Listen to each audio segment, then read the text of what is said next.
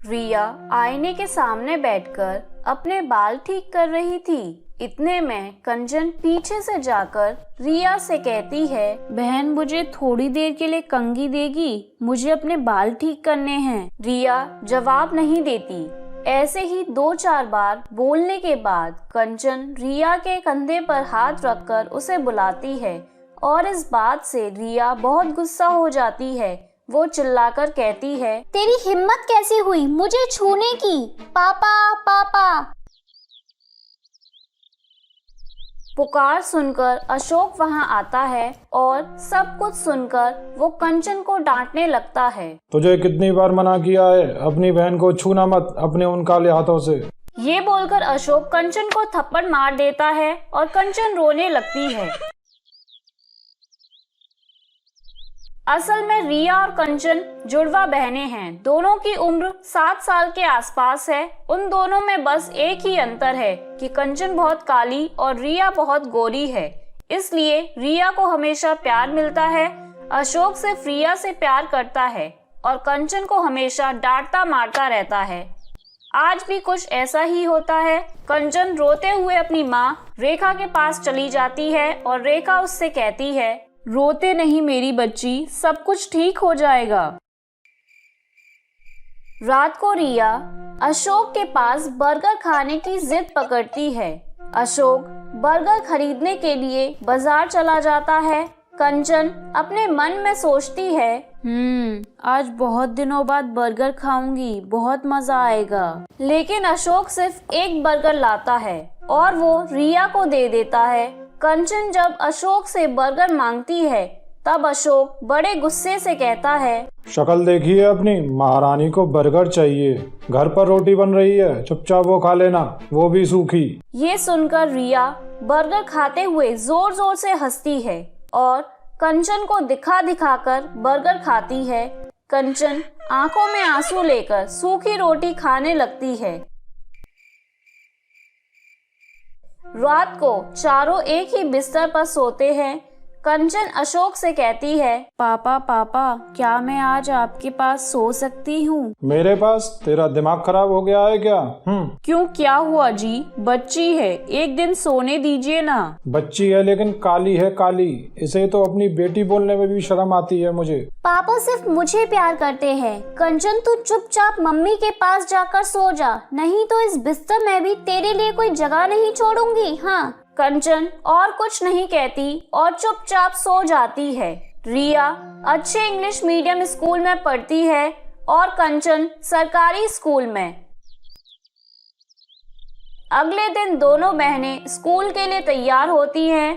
तभी रिया कहती है, अरे ये क्या, मेरे जूते गंदे हैं। ए कंचन मेरे जूते साफ कर दे। और तभी अशोक आता है और वो भी अपना जूता कंचन से साफ करवाता है। कंचन चुपचाप दोनों के जूते साफ कर देती है।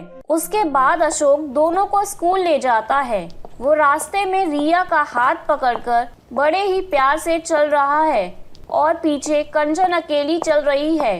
वो उन दोनों की तरफ देखती रहती है और उसकी आंखें नम हो जाती हैं।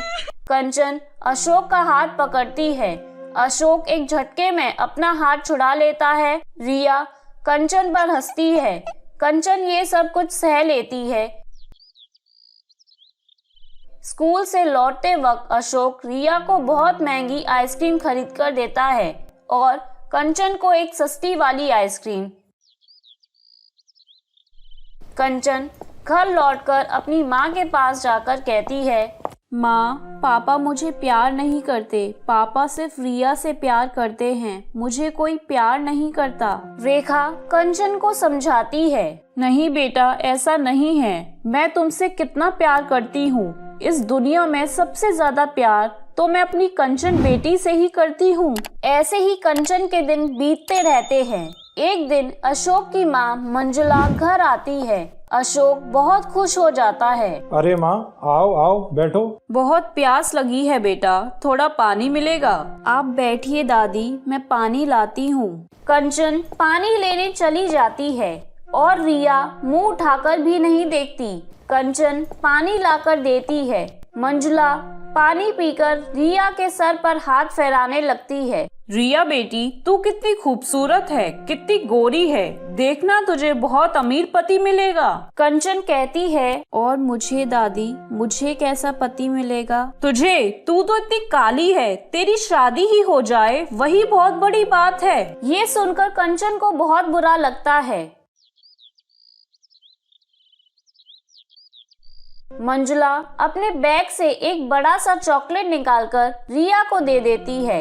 रिया खुश होकर कहती है, वाओ, इतना बड़ा चॉकलेट, थैंक यू दादी। अरे तेरे लिए इतना बड़ा चॉकलेट नहीं लाऊंगी तो किसके लिए लाऊंगी? और मेरे लिए कुछ नहीं लाई दादी। तेरे लिए? मंजुला एक छोटा सा लॉलीपॉप निकालकर कंचन को दे देती है।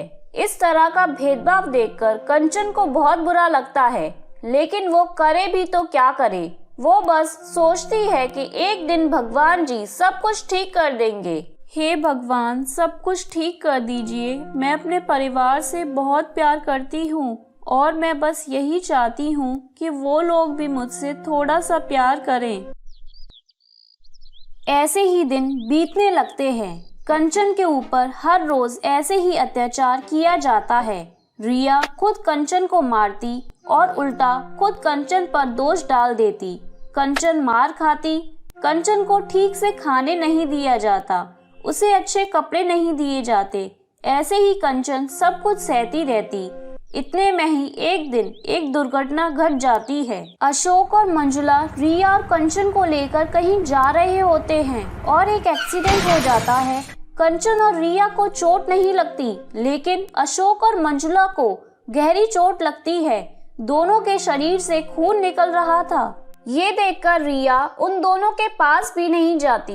वो दूसरी ओर मुंह फेर लेती है। छी छी, खून खून, मुझे खून से घिन आती है। लेकिन कंचन दौड़कर उनके पास जाती है और जैसे तैसे करके एम्बुलेंस बुलाकर उन्हें अस्पताल ले जाती है।